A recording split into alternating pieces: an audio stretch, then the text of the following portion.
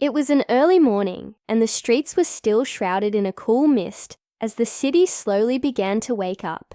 In front of a massive glass-covered building that towered over the smaller shops around it, there was something unusual, something that most people passing by wouldn't pay attention to, but it was something that would change lives forever. A young boy, no more than 15, lay fast asleep right at the entrance of a high-end company. His clothes were ragged, his face a mix of exhaustion and the hopelessness that only someone without a place to go could truly understand. The sounds of the busy street barely touched him. He had nothing left, and perhaps nothing to look forward to. But then, things took a sharp turn. As the doors to the building opened, a man stepped out, an older man dressed in a sharp suit, with a cold expression that seemed to carry the weight of 1,000 decisions. His shoes clicked against the pavement as he noticed the boy sleeping at the entrance of his company. Most people would have walked past, ignoring the scene, or perhaps feeling a brief moment of sympathy. But not this man. With a sharp, almost dismissive look, he stood over the boy. The man's gaze was cold and unfeeling, as if this boy, this child, meant nothing more than an inconvenience to him. Without a second thought, he kicked the boy's side, causing him to wake up abruptly. His eyes wide with confusion, he looked up, seeing the stern face of the wealthy man towering over him, and for a moment, his body froze. What happened next would leave everyone who witnessed it shaking their heads in disbelief. The wealthy man, his voice dripping with condescension, demanded the boy get up and move. "You're not welcome here," he sneered. "This is a business, not a place for you to sleep. Go find somewhere else to be pathetic." The words were harsh, but the tone, the way he spoke as if the boy didn't even deserve a second of his time, was worse. It's easy to dismiss the story as just another tale of privilege clashing with hardship, but there's something deeper happening here. Why was this boy sleeping outside in the first place? What had brought him to such a low point, and why did this wealthy man feel the need to humiliate him so publicly? There's a strange power in this interaction, a dark side to wealth and status that not everyone is willing to confront. As the boy stumbled to his feet, barely able to comprehend what had just happened, the wealthy man turned and started to walk away, his steps echoing on the cold pavement. But before he could disappear inside the doors of his luxurious office, he stopped. He turned slightly, as if struck by a fleeting thought, and looked back at the boy one more time. The words that left his mouth next would shake the boy's world to its core. "Tell me," the man said, "do you know what it feels like to be truly invisible?" And just like that, the boy's entire existence seemed to be reduced to nothing more than a passing nuisance, a blip in the life of someone who didn't even see him as a human being. But the boy, despite his situation, wasn't about to let this man have the last word. As the man entered the building, the boy's eyes narrowed, a quiet rage building inside him. He had been humiliated, yes, but something in that humiliation sparked something far more powerful within him, something he hadn't felt in a long time: hope. What could a boy with nothing to his name possibly do against a man like this?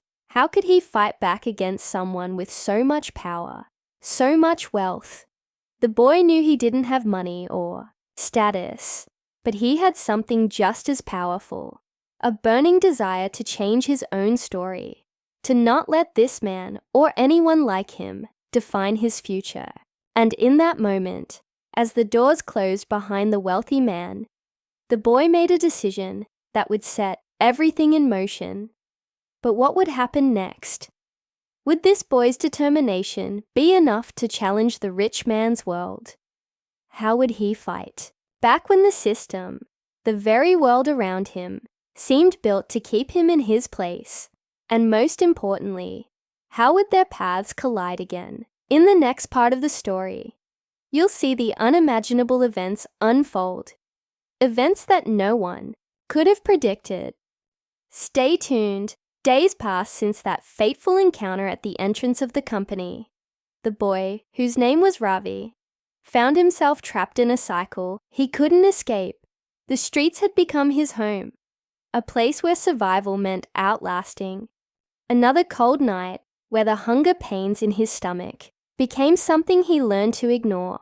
Ravi had no family, no friends, no place to call his own. His mother had passed away a few years ago, leaving him to fend for himself. His father, distant and disconnected, had disappeared long before, leaving behind nothing but empty promises. Ravi had tried to survive on the edges of society, doing odd jobs for a few coins, but the work was scarce, and the people who gave him a chance often turned their backs when they realized just how little he had. He had spent his nights wandering the streets, sleeping wherever he could find a quiet corner, a small patch of safety in a world that had no room for him. The company he had found himself sleeping outside of wasn't just any building. It was the headquarters of one of the wealthiest corporations in the city, a place where million-dollar deals were made, where people in suits talked about markets and profits, while people like Ravi were invisible, ignored, and forgotten. To Ravi, it felt like a symbol of everything he had never had: opportunity, wealth, stability. And yet, it had become a place of humiliation. That moment, when the wealthy man had spoken to him so cruelly, had seared itself into Ravi's memory. His words, "Do you know what it feels like to be truly invisible?" echoed in Ravi's mind every time he tried to sleep, every time he looked at the world around him. Ravi wasn't just invisible.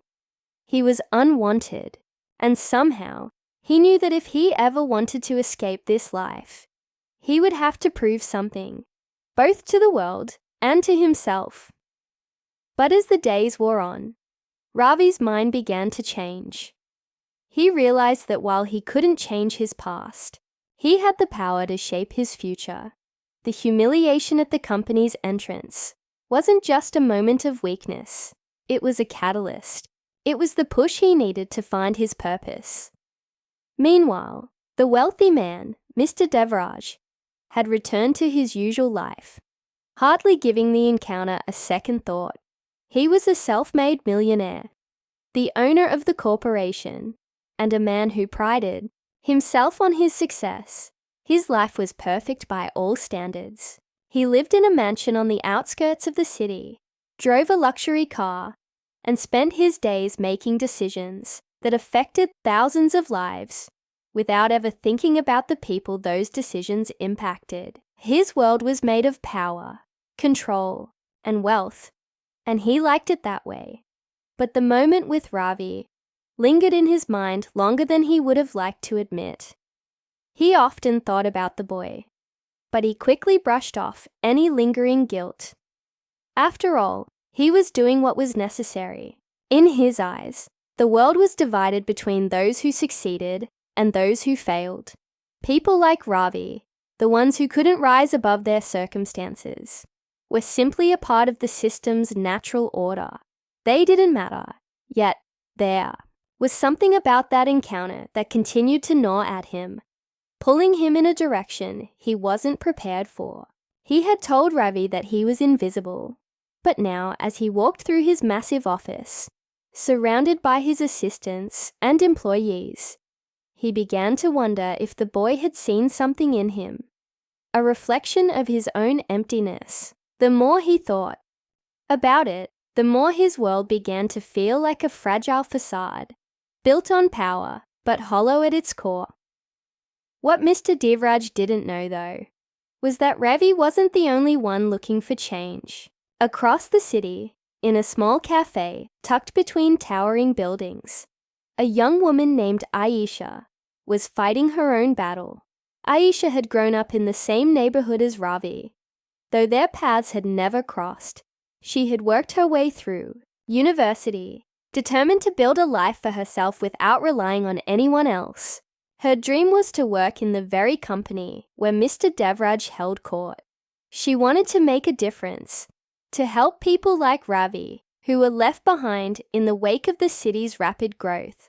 But the more she learned about the company's practices, the more she realized how deep the corruption ran. Aisha had been observing Mr. Devraj's rise to power for years. She admired his business acumen, but she also saw the darker side of his success, the way he trampled on the less fortunate to secure his position.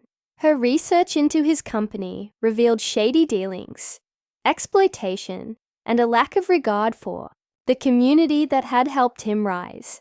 She was convinced that if she could expose the truth, she could make him pay for his actions. What Aisha didn't know, however, was that her investigation would soon collide with Ravi's quest for justice. Their paths were about to intertwine in ways neither of them could have predicted. Ravi's search for meaning had led him to a decision. He would no longer be invisible. He would confront the world that had discarded him, starting with Mr. Devraj. And so, as Aisha prepared to dig deeper into the corruption at the heart of the company, Ravi was making plans of his own. He had been quietly observing the comings and goings at the entrance to the company. He had learned everything he could about the building, about Mr. Devraj's routine. He knew it wouldn't be easy, but he had a plan, one that would force Mr. Devraj to acknowledge him. Ravi's anger, his desire for revenge, had become his fuel. The stage was set for a confrontation neither of them could escape. Ravi, the boy who had been humiliated, was about to challenge the man who thought he could ignore him. But what would happen when their worlds collided? Would Ravi's plan succeed, or would he fall further into the system he sought to destroy? And how would Aisha, who was determined to bring the truth to light, factor into the growing conflict? As Ravi stood outside the company one morning, watching Mr. Devraj arrive for work, he felt the tension building inside him. The time was near. The reckoning was coming. But neither Ravi nor Mr. Devraj knew just how much everything was about to change. The morning Ravi had been waiting for had finally arrived. The sun was just beginning to break through the skyline, casting a soft glow over the city. But for him, the moment was far from peaceful. His heart raced as he stood at the entrance of the towering company building, a place he had once seen as a symbol of everything he could never have. Today, however, it felt different. Today, he wasn't just a boy sleeping on the streets. Today, he was someone with a purpose. He wasn't going to let Mr. Devraj or anyone else treat him like he didn't matter. He had spent days planning, thinking through every detail, and now it was time to act. He had found out that Mr. Devraj would be leaving the office for a meeting in the afternoon. Ravi knew this was his chance. He had seen enough of the comings and goings to know the routine. The entrance was usually quiet at that time, the perfect moment for him to make a statement. But just as Ravi was about to make his move, he saw something unexpected. Aisha, the young woman who had been investigating the company's corrupt practices, appeared on the sidewalk across the street. Ravi recognized her immediately. She looked focused, determined, as she stepped toward the building, her hand tightly clutching a file. She wasn't just another bystander. She was someone who, like him, wanted change. Ravi's eyes followed her as she entered the building just before Mr. Devraj arrived. There was something in Aisha's demeanor that spoke to him.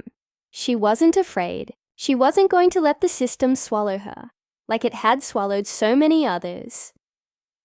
Ravi hesitated for a moment. His original plan had been to confront Mr. Devraj directly, but now he realized there was something bigger at play. He couldn't do this alone. He needed Aisha's courage, her determination to expose the truth, to bring real change. He watched as she disappeared into the building, knowing that this was his opportunity to join forces with someone who shared his vision. He had no idea how he would do it, but he had to find a way to speak with her, to make her understand that their fight was the same. Meanwhile, Mr. Devraj had just entered the building, oblivious to the events unfolding outside. He was busy preparing for a big meeting, one that could secure a major deal for his company. The last thing he expected was to be confronted by a young boy from the streets and a determined woman who had been digging into his company's secrets. But fate had a way of bringing everything together when least expected. As the day wore on, Ravi made his way inside the building, slipping past security with the stealth of someone who had spent too many years learning how to go unnoticed. He found Aisha just as she was about to enter the elevator. Without thinking, he approached her. "You're Aisha, right?" he asked quietly, his voice shaky but urgent. She looked at him, surprised, but didn't hesitate. "Yes. Who are you?" Ravi stopped himself. He wasn't sure how to explain what he was doing here, why he was risking everything. "I know about the company, about what they're doing. I need your help." Aisha's eyes narrowed. "Taking him in? What do you mean? What's your connection to all of this?" Ravi looked around nervously. "I'm the boy who was sleeping outside. Mr. Devraj humiliated me. But I'm not going to let him get away with it. We can't let him just keep doing this." Aisha's expression softened for a moment as she processed his words.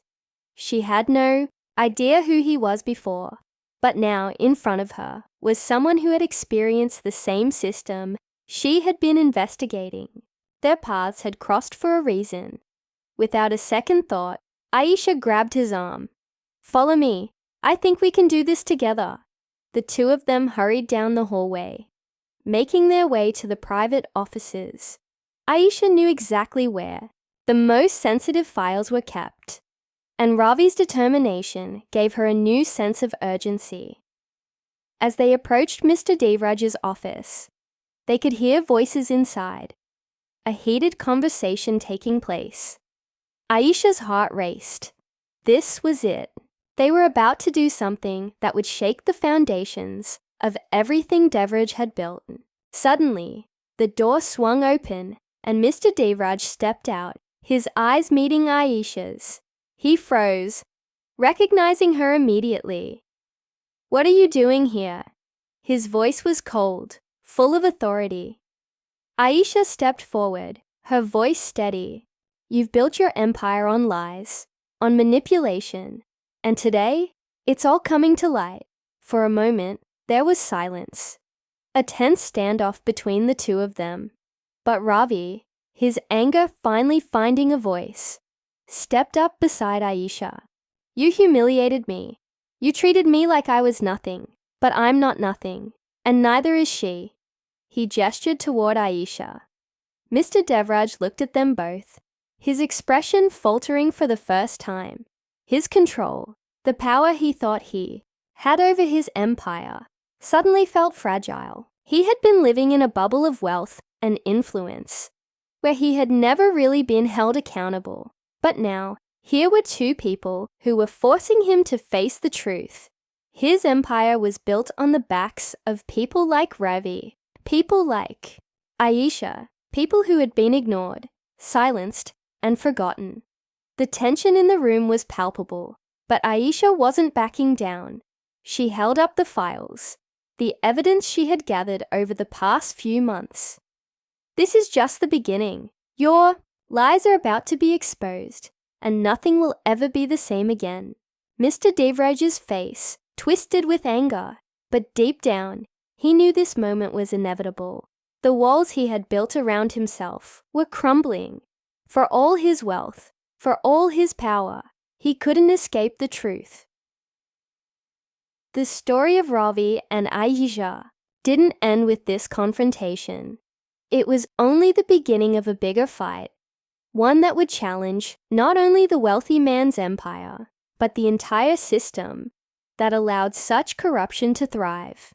The boy who had once been invisible had found his voice, and with the help of Aisha, a woman determined to bring change.